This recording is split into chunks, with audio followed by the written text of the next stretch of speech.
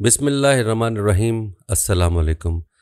नाज़रीन, हज एक ऐसी इबादत है जो आम तौर पर नहीं की जाती, बल्कि हर साल ज़िलहज के महीने में वही लोग इस फ़रीज़े को अदा करने के लिए मक्का मुअज़्ज़मा जाते हैं जो इस फ़रीज़ा की अदायगी की ताकत रखते हैं। अमूमी इबादत ना होने की वजह से इसका तरीका आम तौर पर बयान नहीं किया जाता।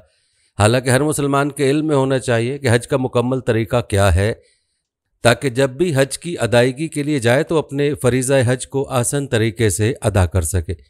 अक्सर लोग हज के लिए चले जाते हैं, लेकिन हज के तरीके का इल्म ना होने की वजह से वो अपना हज सही तरीका पर अदा नहीं कर पाते।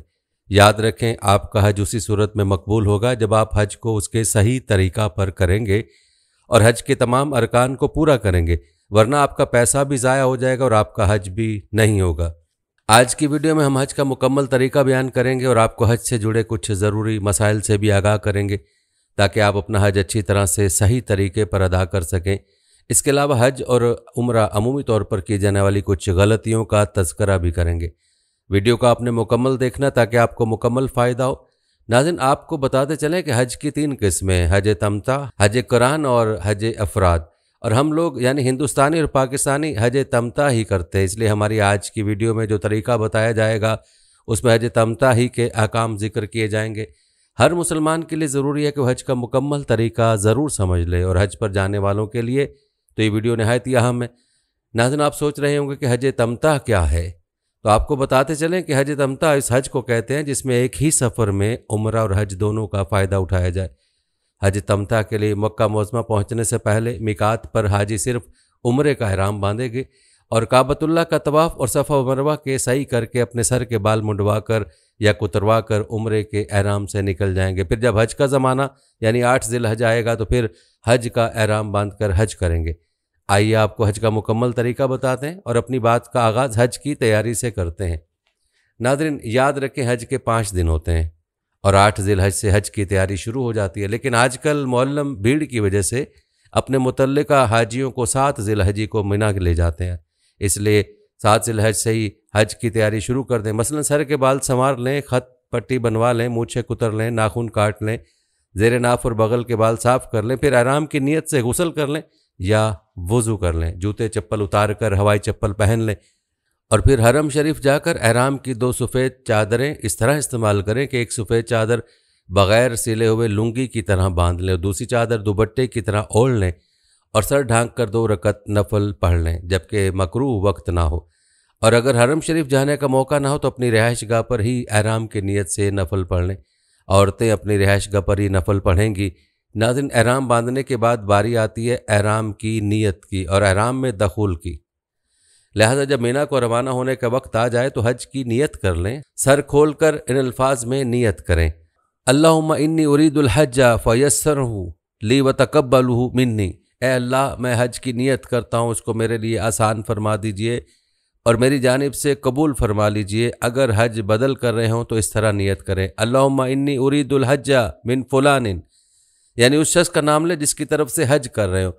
फयस्सरहु ली व तकब्बलहु मिन्हु, ऐ अल्लाह, मैं फ़लाँ की तरफ से हज की नीयत करता हूँ, उसको मेरे लिए आसान फरमा दीजिए और फ़लाँ की जानिब से कबूल कर लीजिए। नीयत करने के बाद किसी कदर बुलंद आवाज़ से 3 दफ़ा तलबिया पढ़ें, लब्बैक अल्लाहुम्मा लब्बैक, लब्बैक ला शरीक लक लब्बैक, इन्नल हम्दा वल नेमता लक वल मुल्क ला शरीक लक। अब आप ihram में दाखिल हो गए हैं। नाज़रीन, याद रहे कि ihram हज का पहला रुकन है और फ़र्ज़ है। अब बात करते हैं ihram की पाबंदियों की। याद रखें कि ihram बांधकर तलबिया पढ़ने के बाद ये चीज़ें हराम हो जाती हैं और यह काम मर्द औरत दोनों के लिए हैं, यानी ये काम दोनों पर ihram की हालत में हराम है। खुशबू लगाना, नाखून काटना, जिस्म से बाल दूर करना, चेहरा ढांकना, मियाँ बीवी वाले ख़ास ताल्लुकात और जिनसी शहावत के काम करना, खुश्की के जानवर का शिकार करना और चंद ममनुआत ihram सिर्फ मर्दों के लिए, जिनमें सिले हुए कपड़े पहनना, सर को टोपी या पगड़ी या चादर वगैरह से ढांकना, ऐसा जूता चप्पल पहनना जिससे पाँव के बीच की ऊंची वाली हड्डी छुप जाए। नाज़रीन, हज करने वालों के लिए मकरूहात ihram भी जानना ज़रूरी है ताकि उनसे भी हर हाजी अपने आप को दूर रख सके। मकरूहात में बदन से मैल दूर करना, साबुन का इस्तेमाल करना, कंघा करना शामिल है। नाज़रीन, हज करने वालों के लिए मकरूहात एहराम भी जानना ज़रूरी है ताकि उनसे भी हर हाजी अपने आप को दूर रख सके। मकरूहात में बदन से मैल दूर करना, साबुन का इस्तेमाल करना, कंघा करना शामिल है। नाज़रीन, इसके अलावा एहराम की हालत में जायज़ काम भी नोट फरमा लें। गुस्ल करना मगर खुशबूदार साबुन या तेल ना लगाना, एहराम को धोना, उसे बदलना, अंगूठी, चश्मा, बेल्ट और छतरी वगैरह का इस्तेमाल करना, एहराम के ऊपर मज़ीद चादर वगैरह डालकर सोना, इन तमाम बातों को जहन नशीन कर लें क्योंकि हज के मकबूल होने के लिए ज़रूरी है कि हर छोटी सी छोटी बात का ख़ास ख्याल रखा जाए और इंसान मुकम्मल तौर पर रब ताला की जानिब मुतवज्जे हो। नाज़रीन, ये थे चंद अहकाम जो एहराम के लिए ज़रूरी हैं। चलिए अब बात करते हैं हज के पहले दिन की, यानी 8 ज़िलहज की, जो कि हज का पहला दिन है। नाज़रीन, पहले भी जिक्र हुआ कि 7 ज़िलहज की शाम को ही आजकल आमतौर पर ज़ायरीन मिना आ जाते हैं। हुक्म यह है कि मिना आते हुए रास्ते में यह कसरत तलबिया और तस्बियात पढ़ते रहें।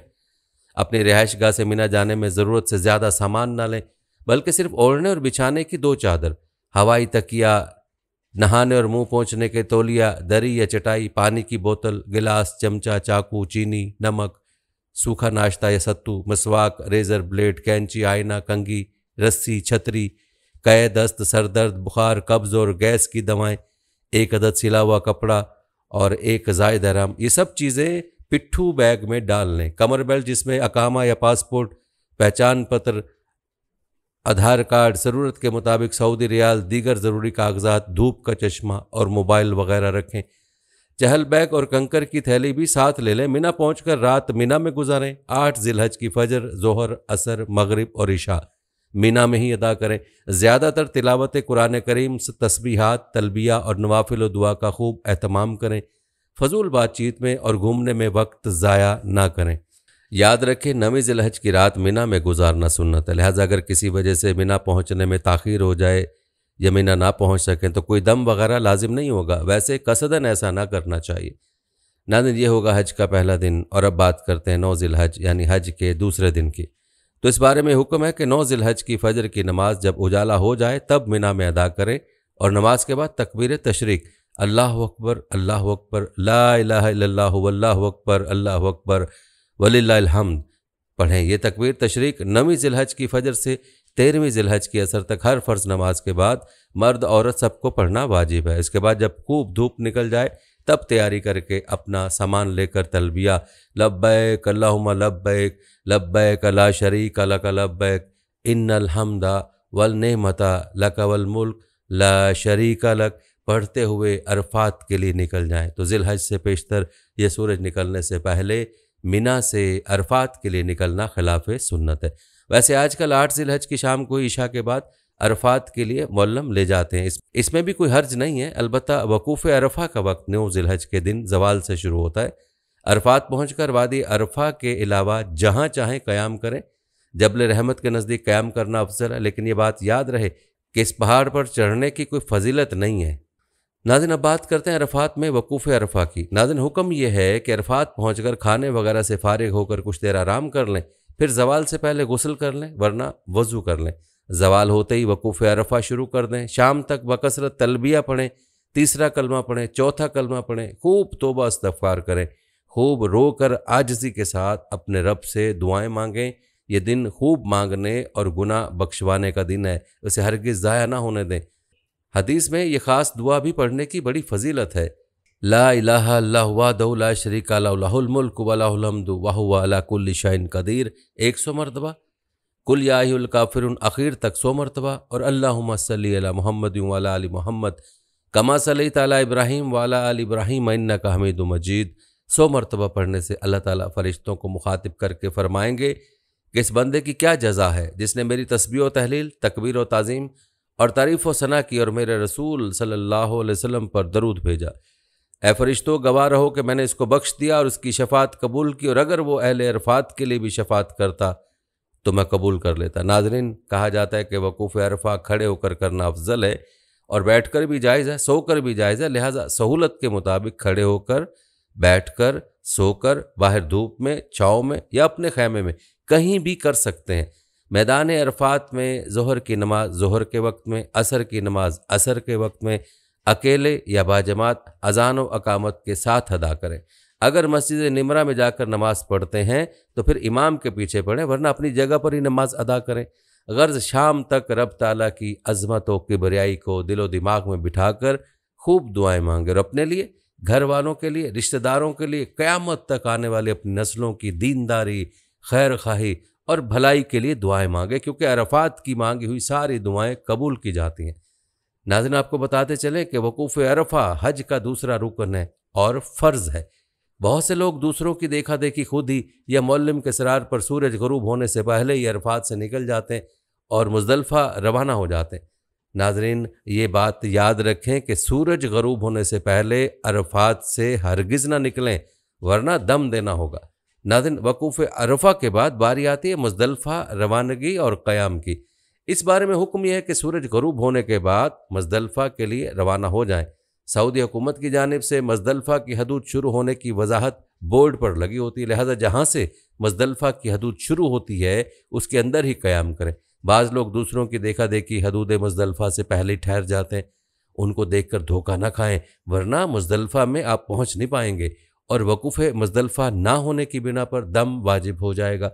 मुज़दलिफ़ा में जहाँ चाहें क़याम करें, मगर मशर हराम के करीब ठहरना अफजल है।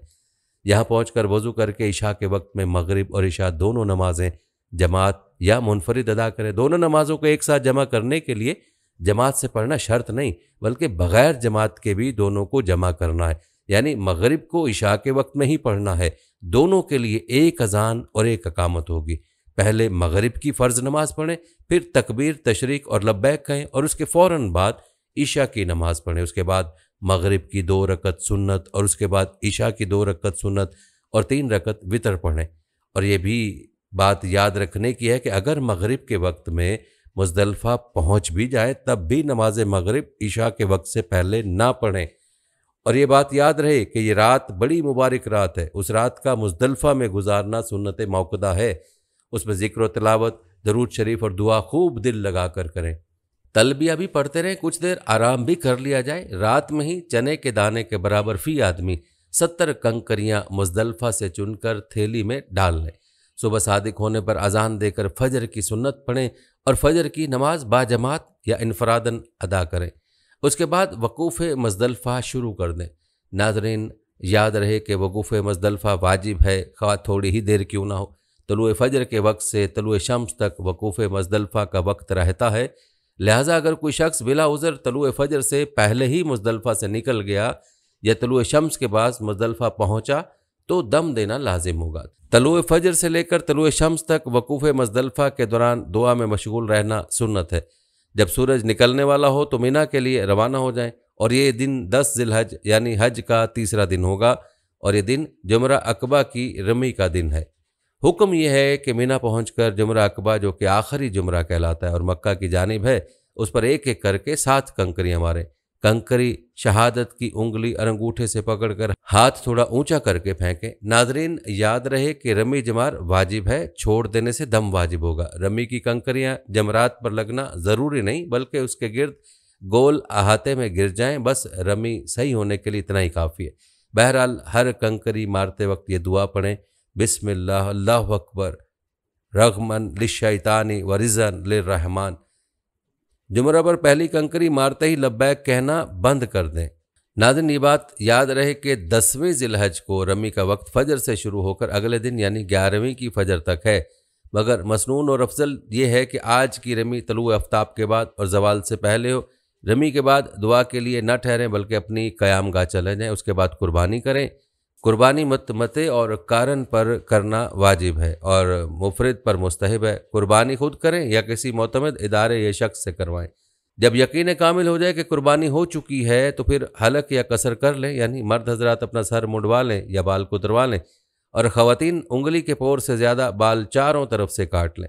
मर्दों के लिए मसला यह है कि उनके बाल अगर उंगली की पोर से बड़े हैं तब तो इख्तियार है हलक करें या कसर, लेकिन अगर उंगली की पोर से छोटे हैं तो हलक करना ही ज़रूरी होगा। उसके बगैर हलाल नहीं हो पाएंगे। बाल कुतरवाने या मुंडवाने के बाद आपके लिए बीवी से जमा के अलावा सारी चीज़ें हलाल हो जाएंगी जो एहराम की वजह से ममनू थी। चुनाचे अब आप सिला हुआ कपड़ा भी पहन सकते हैं, खुशबू भी लगा सकते हैं और खुशबूदार साबुन तेल का भी इस्तेमाल कर सकते हैं। उसके बाद तवाफ़ ज़ियारत के बाद औरत भी हलाल हो जाएगी। नाज़रीन, आइए अब बात करते हैं तवाफ़ ज़ियारत और हज के सई के बारे में। नाज़रीन, याद रहे कि तवाफ़ ज़ियारत हज का आखिरी रुकन और फ़र्ज़ है। उसका वक्त 10 ज़िलहज से 12 ज़िलहज की सूरज गरूब होने तक है।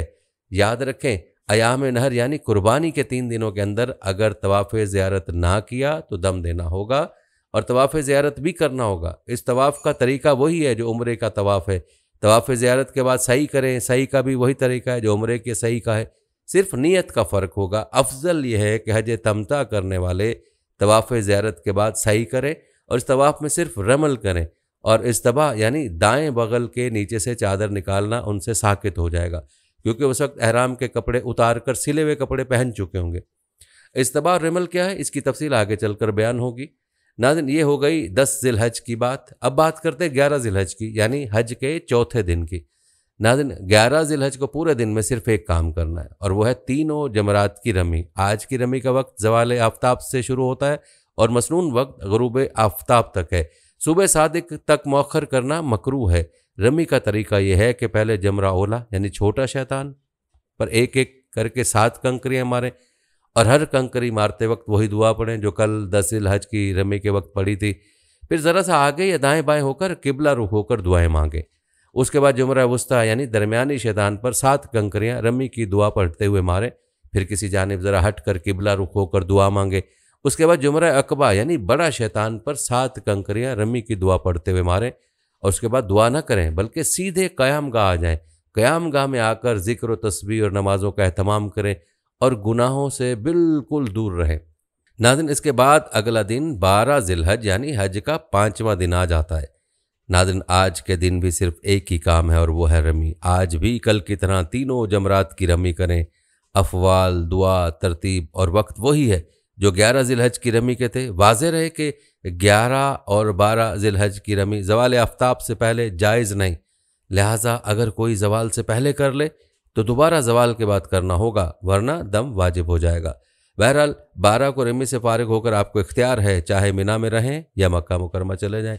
12 ज़िलहज को ग़ुरूब आफ्ताब से पहले बिला कराहत मिना से मक्का मुअज़्ज़मा आ सकते हैं। ग़रूब के बाद आना मकरूह है। हाँ, अगर आप 13 ज़िलहज की सुबह को मिना में हैं तो फिर बग़ैर रमी के आना जायज़ नहीं, इसलिए 13 को ज़वाल के बाद तीनों जमरात की रमी करके ही मिना से निकलें। अब अल्लाह का शुक्र अदा करते हुए मक्का मुअज़्ज़मा चले जाएँ। वहाँ जितने दिन भी रहें खूब नफली तवाफ़ करें। हदीस में आया कि रोज़ाना रब ताला की तरफ से खाना काबा पर 120 रहमतें नाजिल होती हैं। उनमें से 60 रहमतें तवाफ़ करने वालों पर, 40 वहाँ नमाज़ पढ़ने वालों पर और 20 खाना काबा को देखने वालों पर नाजिल होती हैं। अपने वालदैन और असातिज़ा की तरफ से नफली उम्रा भी करें। हरम शरीफ में नमाज़ें बाजमात अदा करें। फिर जब वतन वापसी का इरादा हो तो तवाफ़ विदा करके जाएँ। और नाज़रीन, यूँ आपको मुक़द्दस मुकामात की बरक़ात और हज की नेमत नसीब हो गई। अलबत्ता तवाफ़ और सही के हवाले से चंद अहम अमूर और इसका तफसीली तरीका बताना भी ज़रूरी है, इसलिए उन्हें भी गौर से सुने और अपने पल्ले बांध लें। याद रहे, तवाफ़ कहते हैं खाना काबा के गिर्द 7 चक्कर लगाने को। उम्रा और हज दोनों के तवाफ़ का तरीका यकसा है। उम्रा के तवाफ़ में चूँकि एहराम का कपड़ा आप पहने रहते हैं, इसलिए इसमें इस्तबा करना होगा, जबकि हज के तवाफ़ ज़ियारत में एहराम का कपड़ा उतर चुका होता है, इसलिए इस्तबा की ज़रूरत नहीं। बहरहाल तवाफ़ के लिए ज़रूरी है कि वज़ू कर लें। बग़ैर वज़ू के तवाफ़ जायज़ नहीं, लिहाजा अगर पहले 4 चक्कर पूरा होने से कबल दरमियान तवाफ़ में वज़ू टूट जाए तो वज़ू करके दोबारा तवाफ़ शुरू करें। अगर 4 चक्कर पूरा होने के बाद वज़ू टूट जाए तो वज़ू करके आएँ और जिस चक्कर में टूटा था वहाँ से तवाफ़ शुरू करें। तवाफ़ के लिए मस्जिद हराम में दाखिल होकर काबा शरीफ के उस कोने की तरफ आ जाएं जिसमें हजर अस्वद लगा हुआ है और वहाँ इस तरह खड़े हों कि हजर अस्वद आपके दाएं जानिब हो। अब तवाफ़ की नीयत कर लें कि मैं उम्रे का या हज का तवाफ़ करता हूँ। उम्रे की सही भी करनी है, इसलिए मर्द हजरात इस्तबा यानी एहराम की चादर को दाएं बगल के नीचे से निकाल कर बाएं कंधे पर रख लें, इस तरह के दायां कंधा खुला रहे। ये इस्तबा पूरे तवाफ़ में बाकी रखना है। बहरहाल इसके बाद थोड़ा आगे बढ़कर इस तरह खड़े हों कि आपका सीना और मुंह हजर अस्वद के ठीक सामने हो जाए। उसके बाद तकबीर यानी बिस्मिल्लाह अल्लाहु अकबर वलिल्लाहिल हम्द पढ़ें। दोनों हाथों को कानों तक उठाकर नीचे गिरा दें जैसा नमाज में उठाते हैं। उसके बाद हजर अस्वद का बोसा लें, अगर सहूलत हो या दोनों हाथों की हथेलियों को हजर अस्वद की तरफ करके हथेलियों को आप बोसा ले लें। इसे कहते हैं हजर अस्वद का इस्तलाम। ख्याल रहे कि हाथों को कानों तक उठाना अलग फ़ेल है और हजर अस्वद का इस्तलाम अलग फ़ेल है। दोनों में फ़र्क यह है कि तकबीर में हाथ नमाज की तरह कानों तक उठाना है, जबकि इस्तलाम में कान तक नहीं बल्कि इससे नीचे सीने के मुकाबिल तक रखना है। जितनी ऊंचाई पर हजर अस्वद लगा हुआ है, नेज़ तवाफ़ के शुरू करते वक्त ही सिर्फ पहली बार हाथ कानों तक उठाना है। उसके बाद के चक्करों में सिर्फ इस्तलाम है, यानी कान तक हाथ नहीं उठाना। इस्लाम हजर के बाद बैतुल्लाह के दरवाजे की जानिब बग़ैर आगे बढ़ते उसी जगह से फ़ौजी की तरह अपने दाएं तरफ मुड़ जाएं और काबे की बाएं तरफ रखकर तवाफ़ शुरू कर दें। मर्द हज़रात पहले 3 चक्करों में अगर मुमकिन और सहूलत हो तो रिमल करें, यानी ज़रा मोढ़े हिलाकर और अकड़ कर छोटे छोटे कदमों के साथ किस कदर तेज़ चलें। औरतों के लिए इस्तवा या रिमल नहीं है। उम्रा और हज दोनों तवाफ़ों में मर्दों को रिमल करना है, क्योंकि इन दोनों तवाफ़ों के बाद सही होती है। अलबत्ता नफली तवाफ़ में इस्तबा और रिमल नहीं है। तवाफ़ करते वक्त निगाह सामने ही रखें। खाना काबा की तरफ उस हालत में रुख करना मना है। तवाफ़ की हालत में खाना काबा आपके बाएं जानिब रहना चाहिए। दौरान तवाफ़ बग़ैर हाथ उठाए जो भी दुआएं याद हों करते रहें। थोड़ा आगे चलेंगे तो हतीम आएगा, उसके बाहर से तवाफ़ करें। तवाफ़ की हालत में उसके दायरे के अंदर जाना मना है। हतीम काबे का हिस्सा है, इसलिए तवाफ़ के बाद जब कभी मौका मिले तो हतीम के दायरे के अंदर जाकर नफल नमाज अदा करें। उसका बहुत सवाब और फजीलत है। उसके बाद काबा शरीफ का तीसरा कोना आएगा जिसे रुकने यमानी कहते हैं। दोनों हाथ या सिर्फ दाएं हाथ रुकने यमानी पर फेरे अगर सहूलत हो, वरना इसकी तरफ इशारा किए बगैर ही गुजर जाएं। ख्याल रहे कि रुकने यमानी पर हाथ फेरते वक्त आपका सीना काबे की तरफ ना घूमे, जबकि रुकने यमानी से आगे बढ़ें तो ये दुआ बार बार पढ़ें। रब्बना आतिना फिद दुनिया हसनतों व फिल आखिरती हसनतों व किना अज़ाबन्नार। फिर काबे का चौथा कोना यानी हजर अस्वद आएगा। हजर अस्वद के सामने पहुंचकर उसको बोसा दें या उसकी तरफ हथेलियों का रुख करके बिस्मिल्लाह वल्लाहु अकबर वलिल्लाहिल हम्द कहें और हथेलियों को चूम लें। इस तरह आपका एक और चक्कर पूरा हो गया। उसके बाद बाकी 6 चक्कर बिल्कुल इसी तरह लगाएं। कुल 7 चक्कर लगाने हैं। आखिरी चक्कर के बाद भी हजर अस्वद को इस्तलाम करें। शुरू और आखिर का इस्तलाम मिलाकर कुल 8 बार इस्तलाम होना चाहिए। तवाफ़ मुकम्मल होने के बाद मकाम इब्राहिम पर आकर या मस्जिद हराम में कहीं भी जहां सहूलत हो 2 रकत नमाज वाजिबुल तवाफ़ पढ़ें। ये 2 रकत हर तरह के तवाफ़ के बाद पढ़ना वाजिब है। पहली रकत में कुल या अय्युहल काफ़िरून और दूसरे में कुल हुवल्लाहु अहद पढ़ना मसनून है। मकाम इब्राहिम पर जाकर ये दुआ पढ़ना चाहिए। वत्तखिज़ू मिन मकाम इब्राहिम मुसल्ला, मस्जिद हराम के मुतअद्दिद जगहों पर आब ज़मज़म दस्तयाब है। किबला रुख होकर बिस्मिल्लाहिर्रहमानिर्रहीम पढ़कर खूब सैर होकर जमजम का पानी पिएं और पीने के बाद अल्हम्दुलिल्लाह पढ़ें। फिर ये दुआ पढ़ें, अल्लाहुम्मा इन्नी अस्अलुका इल्मन नाफिया व रिज़्क़न वासिया व शिफ़ाअन मिन कुल्लि ज़ाइन। तवाफ़ और नमाज वगैरह से फरागत के बाद मुल्तज़म पर आ जाएं और इससे चिमट कर खूब रो धोकर इस तरह दुआ मांगें जैसे कि ग़ुलाम अपने आका का दामन पकड़कर सवाल करता है। मुल्तज़िम हजर अस्वद और काबे के दरवाजे के दरमियान 2 मीटर के करीब काबा की दीवार का ख़ास हिस्सा कहलाता है। यहाँ दुआएं कबूल की जाती हैं। उसके बाद बाबुल सफ़ा से निकलकर सफ़ा मरवा की सई के लिए रवाना हो जाएं। नाज़रीन, अब सफ़ा मरवा के दरमियान सई के चंद अमूर भी सुन लें। हज या उम्रा की सई में भी कोई फ़र्क नहीं है। सई सफ़ा से शुरू करें और मरवा पर ख़त्म करें। सफ़ा पर पहुँच बेहतर यह है कि ज़ुबान से कहें, अब्दाउ बिमा बदाल्लाहु बिही इन्न सफ़ा वल मरवा मिन शाइरिल्लाह। फिर खाना काबा की तरफ रुख करके दुआ की तरह हाथ उठा लें और 3 मरतबा अल्लाहु अकबर कहें। उसके बाद ऊपर खड़े होकर खूब दुआएं मांगें, यहाँ भी दुआ कबूल की जाती है। अब नीचे उतरकर मरवा की तरफ आम चाल से चलें। अल्लाह का जिक्र ज़ुबान पर जारी रखें। बेहतर यह है कि दोनों पहाड़ों के दरमियान चलते हुए ये दुआ पढ़ते रहें, रब्बिग़फिर वरहम वतजावज़ अम्मा तालमु इन्नका अंतल अज़्ज़ुल अकरम। जब सब सतून जहाँ ग्रीन लाइटें लगी हुई हैं उसके करीब पहुँच जाएं तो मर्द हजरात ज़रा तेज़ रफ्तार से चलें। उसके बाद फिर ऐसे ही हरे सतून पर पहुँचकर तेज़ चलना बंद कर दें और आम चाल से मरवा की तरफ बढ़ते रहें। मरवा पर पहुँच किबला रुख होकर हाथ उठाकर दुआएं मांगें। ये सही का एक फेरा हुआ और मरवा से सफ़ा तक दूसरा फेरा होगा। इसी तरह सही के 7 फेरे लगाने हैं। सही का आखिरी फेरा मरवा पर ख़त्म होगा। वाज़ेह रहे कि सफ़ा या मरवा पर खूब ऊपर चढ़ना ज़रूरी नहीं, बल्कि ज़मीन के हमवार सतह से अगर एक सीढ़ी भी ऊपर चढ़ गए तो भी काफ़ी होगा। सही के लिए वज़ू का होना शर्त नहीं, लेकिन बेहतर है। हैज़ वाली औरत भी सही कर सकती है, मगर तवाफ़ हैज़ की हालत में नहीं कर सकती। तवाफ़ से फारिग होकर अगर सही में ताख़ीर हो जाए तो भी कोई हर्ज नहीं। हाँ, सही को तवाफ़ के बाद करना शर्त है। तवाफ़ के बगैर सही मोतबर नहीं। उम्रा करने के लिए सिर्फ उम्रे की नीयत से एहराम बांधना है, तलबिया पढ़ना है, तवाफ़ करना है, सही करना है, उसके बाद हलक या कसर के ज़रिए हलाल हो जाना है। और ये बात भी याद रखने की कि हज तमता करने वाले मक्का पहुंचकर हज का उम्रा कर लेने के बाद 7 ज़िलहज से पहले पहले जितना चाहें नफली उम्रा कर सकता है, उसमें कोई कराहत नहीं। प्यारे नाज़रीन, ये था हज तमता का तफसीली तरीका और मुख्तलिफ अरकान के अहम अमूर पर जामे तबसरा।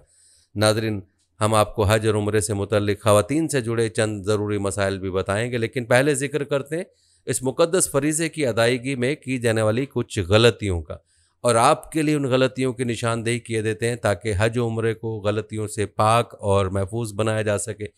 सबसे पहले बात करते हैं हालत एहराम की गलतियों की।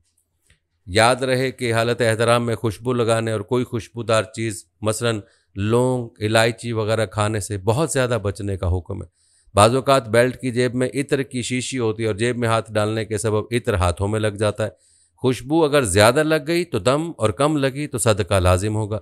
यूं ही एहराम की नीयत के बाद गुलाब का हार पहन लिया जाता है। हालांकि गुलाब का फूल खालिस खुशबू है, अगर इसकी महक लिबास में बस गई और कसीर याना ज़्यादा है और 4 पहर यानी 12 घंटे तक उस कपड़े को पहने रहे तो उस पर दम है, वरना सदका। और अगर खुशबू थोड़ी है और कपड़े में एक बालिश या इससे कम हिस्से में लगी है और 4 पहर तक इसे पहना रहा तो सदका, और उससे कम पहना तो 1 मुट्ठी गंदुम देना वाजिब है। और अगर खुशबू कलील यानी थोड़ी है लेकिन बालिश से ज़्यादा हिस्से में है तो कसीर यानी ज़्यादा का ही हुक्म है, यानी 4 पहर में दम और कम में सदका। और अगर ये हार पहनने के बावजूद कोई महक कपड़ों में ना बसी हो तो कोई कुफारा नहीं। नाज़रीन, इसके अलावा हालत एहराम में ऊपर की चादर बाज़ औक़ात इस तरह दुरुस्त की जाती है कि अपने या किसी दूसरे महरम के सर और चेहरे पर लगती, बल्कि बाज़ औक़ात तो ओढ़ने वाले के पूरे सर को छुपा लेती है और कभी दीगर महरमों के मुंडे हुए सर उस पर फंस जाते हैं। बाज़ छतरी लेकर तवाफ़ करते हैं जो दूसरे महरम के सर पर लगती रहती है। यूं ही इस्लामी बहनें पी कैप नकाब लगाती हैं और नकाब उनके चेहरे पर मस हो रहा होता है और बाज़ औक़ात तेज़ हवा चलने पर चेहरे से चिपक भी जाता है। याद रखिए, कपड़े से सर और चेहरे को बचाने में एहतियात ना की जाए तो बाज़ सूरतों में दम और बाज़ में सदका लाजिम हो सकता है। अब ख्वाह कपड़ा जानबूझकर लगे या भूलकर या किसी दूसरे की गलती के सबब, इसलिए चाहिए कि इस मामले में बहुत एहतियात की जाए। नाज़रीन, ये थी एहराम के हवाले से की जाने वाली गलतियाँ। अब बात करते हैं तवाफ़ में की जाने वाली गलतियों की। अक्सर औक़ात दौरान तवाफ़ हाजी साहिबान की एक तादाद की पीठ या सीना काबे की जानिब होता रहता है। याद रखिए, तवाफ़ में सीना या पीठ किए हुए जितना फासला तय किया जाएगा उतने फासले का अयादा यानी दोबारा करना वाजिब है, और अफजल यह है कि वो फेरा ही नए सिरे से कर लिया जाए। लेकिन अगर इयादा ना किया और मक्के से चले आए तो दम लाजिम है। इयादा ना करने पर दम लाजिम होने का हुक्म तवाफ़ ज़ियारत और तवाफ़ उम्रा में है, जबकि तवाफ़ रुखसत और तवाफ़ नफल में इयादा ना किया तो एक सदका लाजिम होगा। ये बात याद रखने की है कि तवाफ़ के दौरान खाना काबा तवाफ़ करने वाले के बाएं हाथ पर रहना चाहिए और पूरे तवाफ़ में खाना काबा बाएं हाथ यानी बाएं मोंडे की जानिब ही होना चाहिए। खाना काबा की जानिब सीना या पीठ करना दुरुस्त नहीं है, बल्कि ऐसी गलती है जिस पर दम वाजिब होता है। नाज़रीन, इस गलती का अलावा अज़ाए सतर का छुपाना तमाम हालात में और बिलखसूस तवाफ़ में बहुत ज़रूरी है, वरना बाज़ सूरतों में दम लाजिम हो जाएगा। इस्लामी बहनों को इस मामले में बहुत एहतियात की हाजत है कि बाज़ औक़ात हजर अस्वद का इस्तेलाम करते वक्त चौथाई कलाई और कभी तो पूरी कलाई खुल जाती है। इस तरह कभी भीड़ के सबब अस्काफ सिरक जाता है जिससे सर के कुछ बाल ज़ाहिर हो जाते हैं। इस गलती का ख़ास ध्यान रखना चाहिए और औरतों को चाहिए कि भीड़ वाली जगह से इज्तनाब करें। अपनी इबादत को कामिल दर्जे तक पहुँचाने के लिए इस तरह की एहतियातें बहुत ज़रूरी हैं। इस तरह बाज़ हाजी साहिबान तवाफ़ में तेज़ आवाज़ से दुआएं पढ़ते हैं। याद रखिए, इतनी ऊंची आवाज़ से पढ़ना जिससे दीगर तवाफ़ करने वालों या नमाजियों को तशवीश यानी परेशानी हो, मकरूह, तहरीमी, नाजायज़ व गुनाह है। यहाँ वो हजरात गौर फरमाएं जिनके मोबाइल फ़ोन से दौरान तवाफ़ टून्स बजती रहती हैं और इबादत गुजारों को परेशानी रहती है। उनको चाहिए कि तौबा करें और इस गलती से इज्तनाब करें। नाज़रीन, ये थी तवाफ़ की गलतियाँ। अब बात करते हैं वकूफ़ अरफ़ा में की जाने वाली गलतियों की। याद रहे कि वकूफ़ अरफ़ा हज का रुकन आज़म है। इसमें एक बहुत बड़ी गलती ये की जाती है कि मैदान अरफ़ात से बाहर वकूफ़ कर लिया जाता है और जो शख्स पूरे वक्त अरफ़ात से बाहर रहा उसका हज सिरे से अदा ही नहीं हुआ। लिहाजा अच्छी तरह देख लिया जाए वकूफ़ मैदान अरफ़ात की हदूद में हो रहा है या नहीं। नाज़रीन, ये थी हज उम्रा की चंद बड़ी गलतियाँ। इसके अलावा भी कुछ गलतियाँ मुतफ़र्रिक़ तौर पर की जाती हैं। आपको उन गलतियों के बारे में भी बता देते हैं, क्योंकि इन गलतियों से भी बचना ज़रूरी है। याद रहे कि हज उम्रा अदा करने वालों की एक तादाद मक्का पहुँचकर एक उम्रा करने के बाद मज़ीद उम्रे भी करती है। एक बार हलक हो जाने के बाद दोबारा भी उस तरह लगवाना ज़रूरी होता है, लेकिन बाद सिर्फ मशीनें फिरवा लेते हैं। इस तरह ना तो हलक होता है और ना ही तकसीर, एहराम बदस्तूर बाकी रहता है। लिहाजा इस बात का लिहाज रखना ज़रूरी है। इसी तरह बाद साहिबान मकरूह वक्त जैसे ज़वाल के वक्त में कम इल्मी के बाइस तवाफ़ की नमाज़ पढ़ लेते हैं। वाज़ेह है कि मशहूर 3 मकरूह औकात में पढ़ने से नमाज ज़िम्मे से ख़त्म नहीं होती, बल्कि बदस्तूर वाजिब रहती है। अगर वतन वापस आ गए तो वतन में ही उस नमाज को दोबारा पढ़ना ज़रूरी है। इसके अलावा जिस तवाफ़ के बाद सही हो उसके सातों फेरों में इस्तिवा यानी सीधा कंधा खुला रखना सुन्नत है। ताहम तवाफ़ मुकम्मल होते ही कंधा ढांप लेना चाहिए, लेकिन एक तादाद इसी हालत में ही तवाफ़ की नमाज़ पढ़ लेती है। हालांकि कंधा खुला रखकर नमाज़ पढ़ना मकरूह है। इसी तरह बाज़ हाजी साहिबान यूँ तो हर जगह दंदनाते फिरते हैं, लेकिन मामूल से बीमारी के सबब दूसरों से रमी करवा लेते हैं। इस तरह मर्द बिला उज़र औरतों की तरफ से रमी कर दिया करते हैं, और चूँकि रमी वाजिब है लिहाजा तर्क वाजिब के सबब ख़वातीन पर दम वाजिब हो जाता है। लिहाजा ख़वातीन के लिए ज़रूरी है कि अपनी रमी खुद ही करें। नाज़रीन, एक गलती जो अक्सर देखी गई वो ये है कि बाज़ हज़रात ज़ियारत के लिए ताइफ जाते हैं, लेकिन वापसी पर मिकात से उम्रे का एहराम नहीं बांधते, जबकि ताइफ मिकात से बाहर है और मक्का मुकरमा की तरफ मिकात के बाहर आने वाले के लिए उम्रे का एहराम बांधना ज़रूरी होता है। अगर कोई बग़ैर एहराम बांधे मिकात के बाहर से आ जाए तो इस पर लाजिम है कि वो दोबारा मिकात जाए और एहराम बांध कर आए। अगर नहीं जाता तो उस पर दम लाजिम होगा। नाज़रीन, हज उम्रा करने वाले साहिबान को चाहिए कि वो मक्के मदीने में ठहरने की मुद्दत का जदुल अहले सुन्नत को बताकर उनसे पूछ लें कि हमें कहाँ कसर पढ़नी है, कहाँ नहीं। यूँ ही अरफात और मुज़दलिफ़ा में भी पूरी नमाज़ें पढ़नी है या कसर करनी है। बाज़ों का जहाँ पूरी पढ़नी होती है वहाँ कसर की जा रही होती हैं। लिहाजा इस मामले में तवज्जो देने की ज़रूरत है। नाज़रीन, ये चंद मोटी मोटी गलतियों का तज़किरा किया गया है। इसके अलावा भी बहुत सी गलतियाँ हैं जो की जाती हैं और हज उम्रा जैसी इबादत को नाक़िस बनाती हैं। इन गलतियों का हर मुसलमान को इल्म होना चाहिए ताकि इबादत का मकसद हासिल हो सके और ये इबादत ऐसन तरीके पर मुकम्मल हो सके और अल्लाह के यहाँ मकबूल हो जाए। नाज़रीन, जिन गलतियों पर दम वाजिब हो जाता है उन गलतियों से तो ख़ास तौर पर इज्तनाब करने की ज़रूरत है, क्योंकि एक दम से मुराद पूरी बकरी, भेड़ या ऊँट, गाय वगैरह के 7वें हिस्से की कुर्बानी है। मतलब है कि उस गलती का कुफारा तब ही होगा जब एक कुर्बानी की जाएगी, और अगर गलती भी की और दम भी ना भरा तो हज कामिल ना होगा। इसलिए बेहतर यही है कि हज उम्रे को अच्छे तरीके पर सीख कर करें और छोटी बड़ी हर तरह की गलतियों से इज्तनाब किया जाए। नाज़रीन, आपको चंद मज़ीद ऐसी गलतियों के बारे में बताते हैं कि जिनकी जज़ा में दम आता है। ये गलतियाँ भी मुलाहज़ा फरमाएँ और उनको भी ज़हन नशीन कर लें। हालत एहराम में पूरे वज़ू या इससे ज़्यादा को खुशबू लगाना। याद रहे कि खुशबूदार तेल लगाने का वही हुक्म है जो खुशबू का। इसी तरह तेल और जैतून का तेल खुशबू के हुक्म में, अगरचे उनमें खुशबू ना हो। अलबत्ता उनके खाने, नाक में चढ़ाने और ज़ख्म पर लगाने से सदका वाजिब नहीं। खालिस खुशबू जैसे मुश्क, ज़ाफ़रान, लौंग, इलायची, दारचीनी इतनी खाई कि मुँह के अक्सर हिस्से में लग गई तो दम देना होगा। खुशबू पकाए बगैर खाने में डाली गई, उसके अज्जा खाने में गालिब हो गए तो दम देना होगा। सर पर मेहंदी का पतला खिजाब किया कि बाल ना छुपे तो एक दम। अगर गाढ़ा खिसाब किया और पूरा दिन या पूरी रात लगाए रखी तो मर्द पर 2 दम और औरत पर बहर सूरत 1 दम। दाढ़ी में मेहंदी लगाना, पूरी हथेली या तलवे में मेहंदी लगाना। हालत एहराम में सिला कपड़ा पूरा दिन या पूरी रात पहना तो दम वाजिब है। लगातार कई दिन रहा तो भी 1 दम ही वाजिब है। इस तरह पूरे 4 पहर मोज़े पहनने से भी दम वाजिब होगा। सर या दाढ़ी के चौथाई बाल या ज़्यादा किसी भी तरीके से दूर किए तो दम वाजिब है। पूरी गर्दन और पूरी एक बगल के बाल साफ़ करना यही हुक्म ज़ेर नाफ का है। एक हाथ या एक पाँव के 5वें नाखून कुतरना या 20 नाखूनों को एक साथ तराशने से भी दम वाजिब होगा। तवाफ़ ज़ियारत से पहले किसी मर्द या औरत से शहवत के साथ बोसो कुनार करने और बदन मस करने में दम वाजिब है। वक़ूफ़ अरफ़ा से पहले जमा किया तो हज फासिद हो गया। उसे हज की तरह पूरा करके दम दे और आइंदा साल में उसकी कज़ा करे। वक़ूफ़ अरफ़ा और हलक के बाद जमा करने से भी दम वाजिब होगा। उम्रे में 4 फेरों से कबल जमा किया तो उम्रा जाता रहा। दम दे और उम्रे की कज़ा करे, और 4 फेरों के बाद किया तो दम दे, उम्रा सही है। उम्रा करने वाले ने तवाफ़ सही के बाद हलक से पहले जमा किया तो दम वाजिब है। हज कुरान करने वाले ने उम्रे के तवाफ़ से पहले जमा किया तो हज व उम्रा दोनों फासिद हो गए, मगर दोनों के तमाम अफ़वाल सरअंजाम दे और 2 दम दे और आइंदा साल हज व उम्रा करे। अगर उम्रे का तवाफ़ कर चुका है और वकूफ़ अरफा से पहले जमा किया तो उम्रा फासिद ना हुआ, हज फासिद हो गया। 2 दम दे और आइंदा हज की कज़ा दे। अगर वकूफ़ अरफा के बाद किया तो ना हज फासिद हुआ ना उम्रा।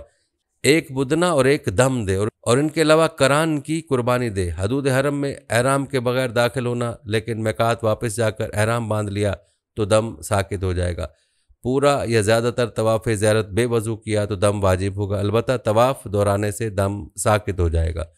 पूरा या ज़्यादातर तवाफ़ उम्रा हैज़ व नफास की हालत में या बेवज़ू करना भी इसी हुक्म में आएगा।